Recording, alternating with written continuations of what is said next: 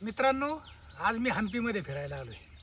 तिकडून निघतानाच माझे काही मित्र म्हणले होते की आम्हाला खूप सारे रील्स वगैरे पाहायला मिळते। मी काही रील स्टार वगैरे नाहीये, परंतु हंपी पाहायचं खूप वर्षापासून मनात होतं। हंपीविषयी वाचलं, शैव वैष्णव वादाविषयी वाचलं, मंदिरं पाडण्याविषयीचं वाचलं, कृष्णदेवरायाविषयी वाचलं, विजयनगर साम्राज्याविषयी वाचलं होतं, पण हंपी काही पाहिली नव्हती। हंपी म्हणजे काय आहे? मोठी दगड, हे पाठीमागे तुम्ही पाहू शकता, मोठी दगड आहेत। अगदी एका इमारतीच्या उंची इतकी एक दगड असेल काही ठिकाणी। ही माझ्या एका घरात अगदी एक पूर्ण रूम बसल अशी मोठी दगड आहे आणि भग्नावश असलेली मंदिर आहेत।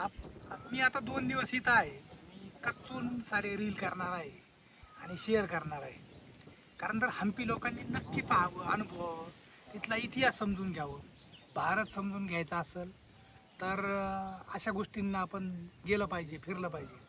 आतापर्यंतच्या काळात आर्थिक चणचणीमुळे मी काही फिरू शकलेलो नाही, परंतु आता मी ठरवलेलं आहे की भारत समजून घ्यायचा। पंडित नेहरूंनी डिस्कवरी ऑफ इंडियाद्वारे आपल्याला भारत समजून सांगितलेलं आहे, तो वाचणं गरजेचं आहे।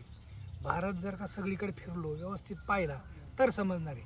व्हॉट्सअप विद्यापीठातून किंवा विखारी प्रचारी धर्मांध जात्यांध लोकांकडून आपल्याला इतिहास किंवा भारत समजू शकतच नाहीये, एवढंच मला म्हणायचं आहे। तुम्ही या कधीतरी आणि या दगडांमध्ये रामा।